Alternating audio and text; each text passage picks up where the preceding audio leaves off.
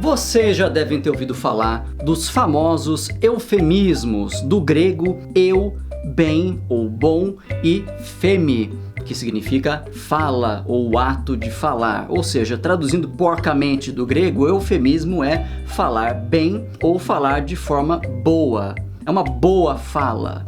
Os eufemismos nada mais são do que aquelas palavrinhas mágicas que a gente utiliza para suavizar certos dados e certas informações que a gente não quer passar para as pessoas assim, na cara, de forma dura, muito direta, porque em certos contextos se justifica. Eu até concordo, eu não sou contra usar eufemismos. Tem situações que eu acho que realmente justifica você utilizar um eufemismo para não magoar a pessoa, Vamos supor que a mãe da pessoa acabou de morrer, você não vai chegar para a pessoa e falar, sua mãe morreu.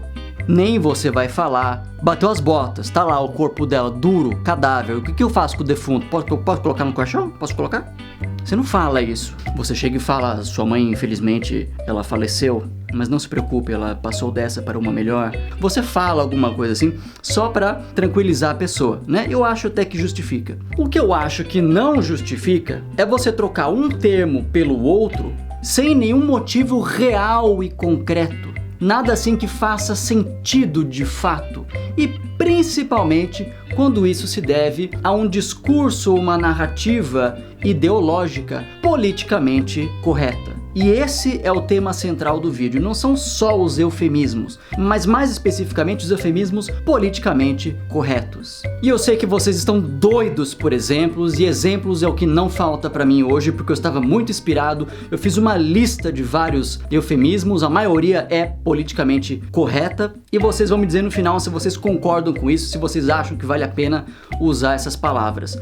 Por exemplo, alguns anos atrás, houve uma polêmica porque um grupo de ciganos processou um dicionário famosíssimo, dizendo que esse dicionário estava discriminando o povo cigano, porque tinha lá, numa das acepções, ou seja, um dos significados da palavra, um sentido pejorativo da palavra cigano. Eu não vou entrar no mérito aqui, até porque esse é um assunto para um vídeo inteiro de 10 ou 15 minutos, e eu teria que explicar porque é um absurdo você processar um dicionário que não inventa palavras, ele só descreve as palavras que existem na língua, Não é culpa do dicionário se a palavra cigano tem algum sentido pejorativo. Mas enfim, processaram lá, e hoje em dia, anos depois desse caso, sequer a gente pode usar a palavra cigano. Você não sabia disso? Pois é, agora são pessoas do povo romani, que era o termo original, O povo romani, povo que veio lá do norte da Índia. Se você se utilizar do termo cigano hoje em dia, você está ofendendo essas pessoas. O que tem de errado com o nome cigano, com a palavra em si?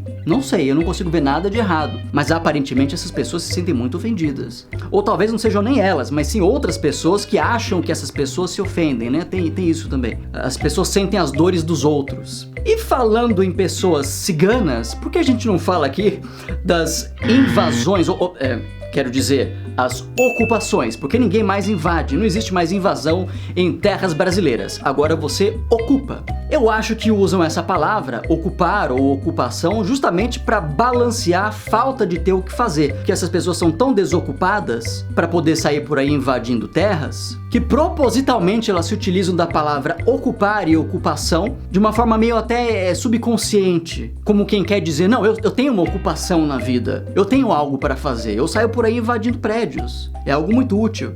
E sabe o que mais que não fazem hoje no Brasil, além de invasão? Greve. Ninguém faz mais greve no Brasil hoje. Greve é uma palavra feia. Hoje em dia se faz paralisação. Você paralisa as suas atividades. É uma suavizada legal. E não tô nem dizendo aqui que eu sou contra a greve. Tem greves que se justificam, tem casos que tem que fazer greve mesmo, senão nada muda. Mas por que deixar de falar a palavra greve e usar paralisação? Pega menos mal? Soa menos comunista? Porque se você usar a palavra greve vão deduzir que você é fã de Marx, é isso? E por falar em pegar, e principalmente pegar mal, quem aí não se lembra das doenças venéreas?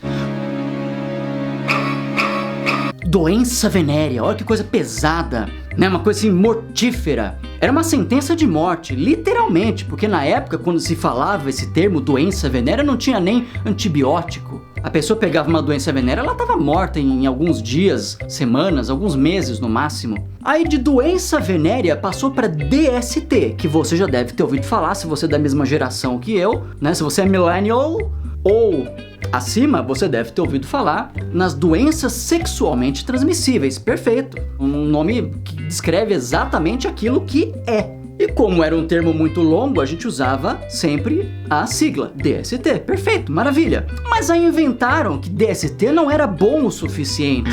Tinha que ser IST.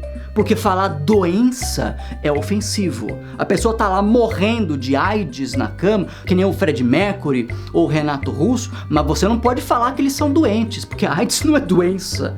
Você tem que falar que é uma infecção. Ah, aí sim. Aí pega bem. Dá até pra imaginar a cena de uma prostituta chegando lá no consultório de um hospital do SUS, falando pro médico: "Ai, doutor, estou preocupada." "O que foi, minha filha? O que foi? O que aconteceu? Me conte. O que você tem?" "Doutor, eu dei pra 20 caras, sem camisinha. Eu tô muito preocupada de ter pegado alguma... O que diz aí, doutor? O que diz meu exame? O que tá aí? Eu tenho alguma DST?" "Não, pelo amor de Deus, meu Deus, não fala isso, DST aqui jamais. Você pegou uma IST." "Ai, doutor, graças a Deus, muito obrigada. Eu tava tão preocupada de ter pegado uma AIDS, uma sífilis, uma gonorreia, uma clamídia, uma candidíase. Que outro DST tem? Eu não me lembro mais dos DSTs." A pessoa sai do consultório mais alegre, mais feliz, porque ela não tem uma DST, ela tem uma IST. Que maravilha. Faz até o nível da saúde pública melhorar, não faz? Mudando um termo pelo outro.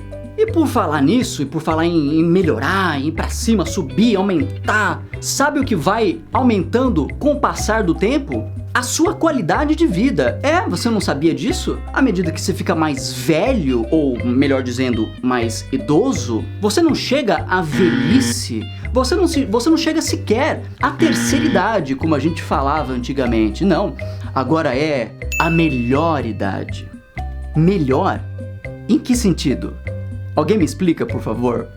O que melhora quando você fica velho? Quando você chega lá aos 65, 70, 80, 113 anos, o que vai melhorando? Os seus rins? Os seus pulmões? O seu coração? O seu cérebro? A sua memória já foi pro espaço. Você não se lembra nem direito do seu próprio nome. Se você sair na rua, é capaz de você não conseguir voltar pra casa, porque você não lembra o seu endereço. Você não consegue mijar e cagar sozinho, você precisa de fralda, porque você não controla mais os seus esfíncteres anais.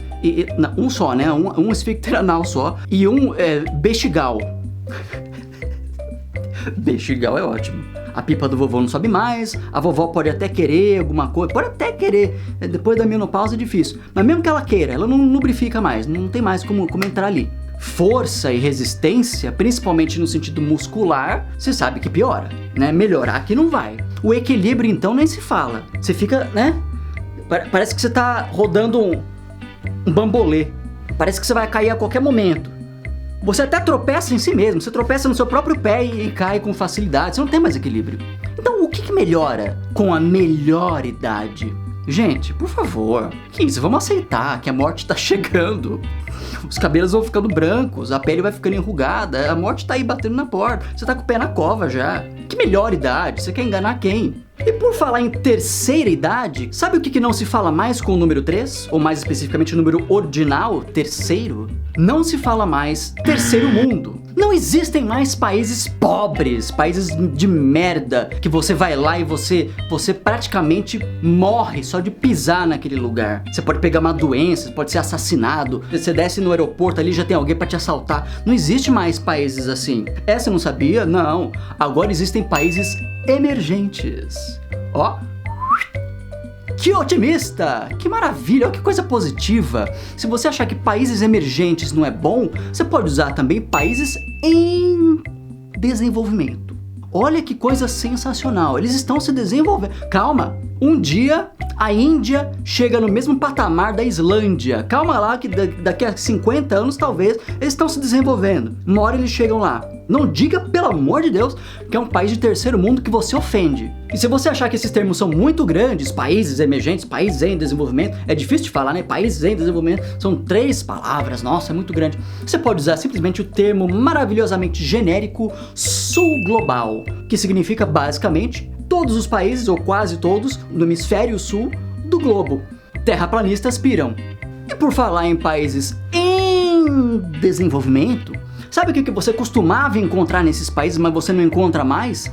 Favela, é isso mesmo. Resolveram finalmente o problema gravíssimo social e econômico, ou socioeconômico, como você quiser, das favelas. Não tem mais favela agora, agora é comunidade. É uma coisa... Desculpa. Eu até me emocionei aqui, que é uma coisa tão bonita. É difícil até de falar, porque comunidade, como o nome já diz, é a coisa comum, é o bem comum, é o principal, é o mais importante. Todo mundo se gosta, todo mundo se ama, todo mundo se ajuda. Numa comunidade, ninguém passa perna em ninguém, ninguém quer praticar o mal, ninguém engana, ninguém mente, todo mundo é amigo. Não tem criminalidade, não tem violência, não tem justiça.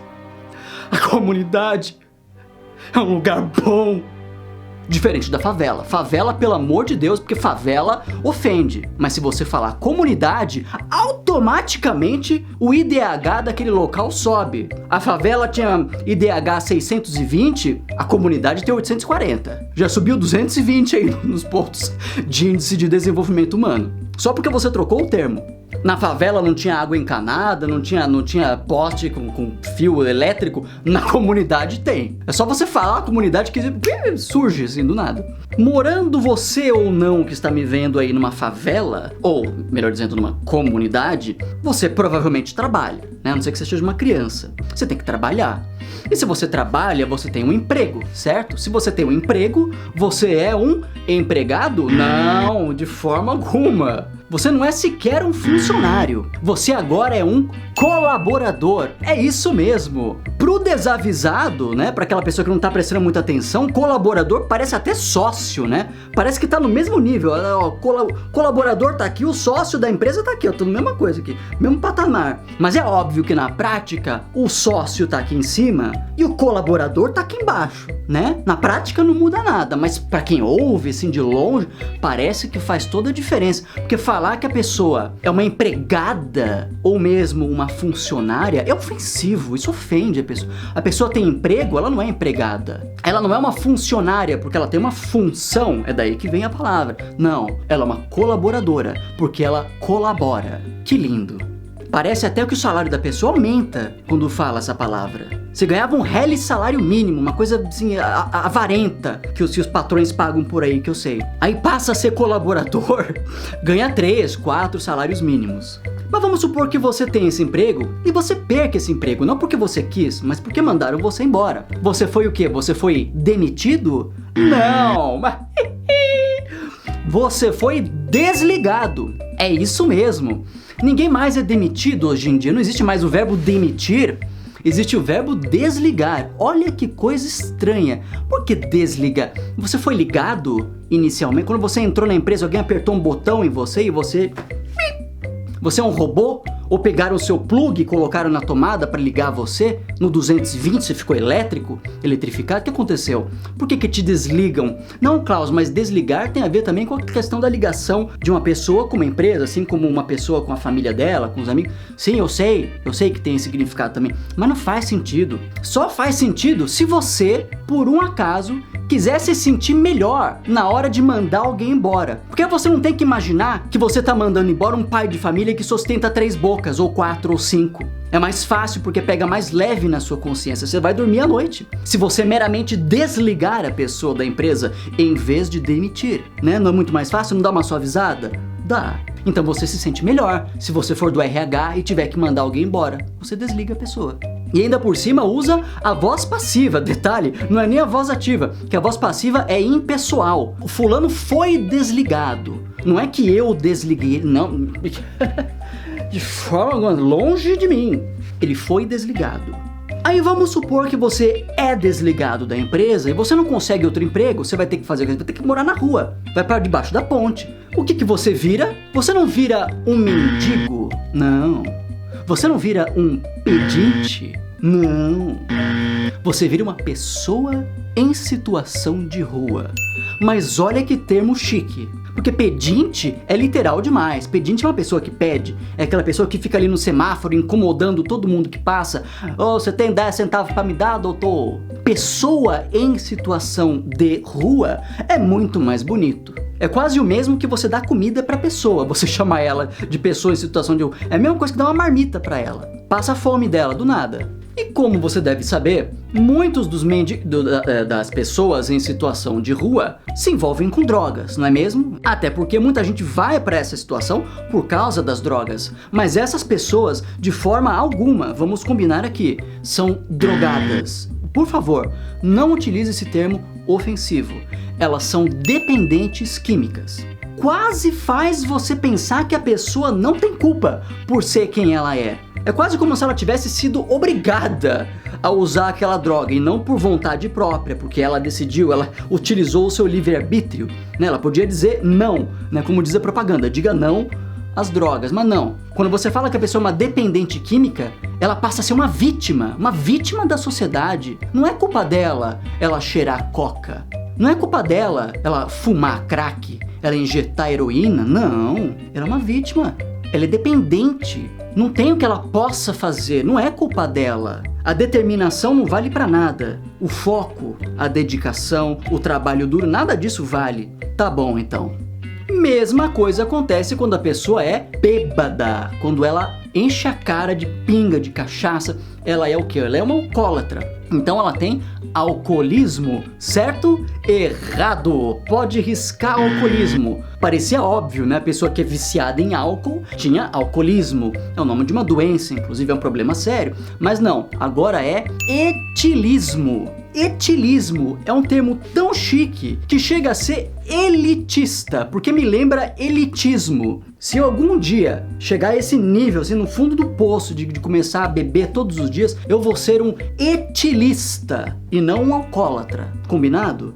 Tem certos termos que, apesar de não ter nenhuma conotação negativa em si, ou seja, eles não são pejorativos por si próprios, a gente até entende que eles não sejam usados, que é o caso de retardado, que nada mais é do que uma pessoa que tem um retardo. Para quem não sabe, retardo é um atraso. Se você retarda algo, você atrasa aquilo, que no caso é o desenvolvimento mental ou cognitivo. Mas até eu entendo, eu não vou me fingir aqui de desentendido, eu entendo que retardado é um termo pesado e as pessoas preferem evitar porque virou xingamento. Assim como outros termos que antes eram médicos, termos que eram usados na literatura médica, nos livros de medicina, como imbecil, mongoloide, cretino, mas aí começaram a chamar as pessoas de retardado e adquiriu essa conotação negativa. Até entendo. Mas e anão? Quem, em sã consciência, alguma vez na vida chamou alguém de anão como um xingamento? Você usa a palavra anão como um xingamento? Anão é um palavrão pra você? Algum dia te cortaram no trânsito e você falou assim, seu anão! E a sua mãe, sabe o que a sua mãe é? Aquela anã! Você usou isso alguma vez na sua vida? Você nunca usou. Por favor, não me diga que você usou porque você nunca usou. Anão não é xingamento, mas agora é feio falar. Agora, a pessoa anã, na verdade, é uma pessoa com nanismo. Me lembra até a banana. A nanica.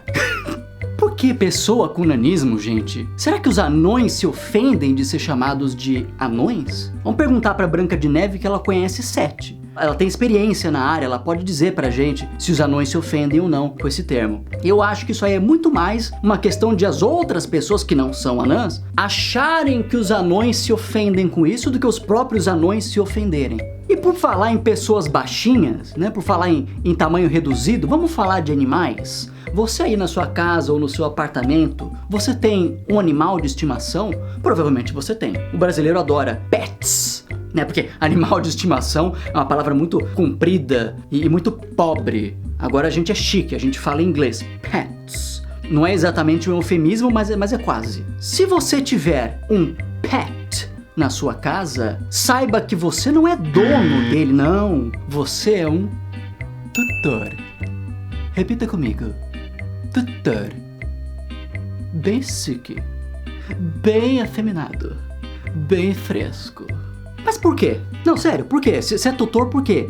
Você não faz tutoria? Você faz tutoria de alguma coisa? Não faz. E você, por um acaso, é o responsável legal por um menor de idade? Você tem a guarda dele? Porque outro significado da palavra tutor é esse. Se for o seu caso, perfeito, você é um tutor ou uma tutora. Mas se você simplesmente só tiver um cachorro, ou um gato, ou uma tartaruga, ou um furão, pode ter furão no Brasil como animal de estimação, ou o Ibama leva preso? Não sei, porque capivara não pode, né? Então se você só tem esses animais na sua casa, só isso. Você é o dono do animal, você não é tutor coisíssima nenhuma. Até porque, diga-se de passagem, vamos falar de lei aqui. Lei! Vamos falar de direito, vamos fazer um vídeo com um toque constitucional. Você sabia que se o seu animal de estimação for levado embora sem o seu consentimento, se alguém simplesmente pegar e sair correndo, isso é considerado um roubo ou um furto, caso você não esteja ali e não presencie essa ação? É verdade, tá na lei. Se alguém pegar seu cachorro e sair correndo, você foi furtado. Não é um sequestro. Se fosse uma pessoa, seria um sequestro. Mas para um animal, é simplesmente um furto ou um roubo. Ou seja, a lei equipara o animal de estimação a um mero objeto, como se fosse uma caneta, um celular, um computador, um carro. Então você é assim, dono do seu animal, ele pertence a você, por mais que você não tenha uma escritura, como você tem de uma casa ou de um apartamento. Ele é seu, você é dono, ou dona, ou done. E nos encaminhando a um final, vamos falar aqui, claro, do pobre, porque o pobre, ele não é uma pessoa sem dinheiro. O pobre não é duro, ele não tá quebrado. O pobre é meramente descapitalizado. É tão chique que eu quase quero me descapitalizar só para poder falar que eu sou descapitalizado. Se bem que eu estou quase lá. Tá tudo tão caro nesse país de merda que a gente vive, que eu tô chegando, eu tô na estrada da descapitalização. Olha que lindo, que coisa chique, descapitalizado. Parece até que você é um empresário multimilionário que do nada foi à falência, né? Aconteceu alguma coisa, eu fui à falência, mas antes eu era muito rico. E não parece que você é o pé rapado que eu sei que você é, que seu carro tá quebrado e você não leva no mecânico há mais de um ano. Né? Tá aí pra consertar, tem que fazer um reparo e você não faz, né? Eu sei que sim. Então se alguma vez alguém fala pra você que você tá sem dinheiro, que você é pobre, que é duro, que tá quebrado, você fala, não, eu sou descapitalizado, com licença, por favor, obrigado. Brincadeiras à parte, nos encaminhando aqui a um final agora, realmente, não é porque eu sou formado em letras, porque eu estudei linguística, porque eu adoro essa área, porque eu fui professor por mais de 12 anos nesse campo, não é por isso que eu tô fazendo esse vídeo, porque mesmo que não fosse nada disso, só por ser um ser humano com um cérebro que funciona, que raciocina, eu já evitaria de qualquer forma esses eufemismos, mais especificamente os que são politicamente corretos, aqueles que não têm sentido, que não fazem absolutamente nenhum sentido em nenhum contexto. É só por uma simples questão de não ofender alguém que possivelmente possa se incomodar com algo que talvez eu fale hipoteticamente em um contexto suposto e imaginário. Deu para entender?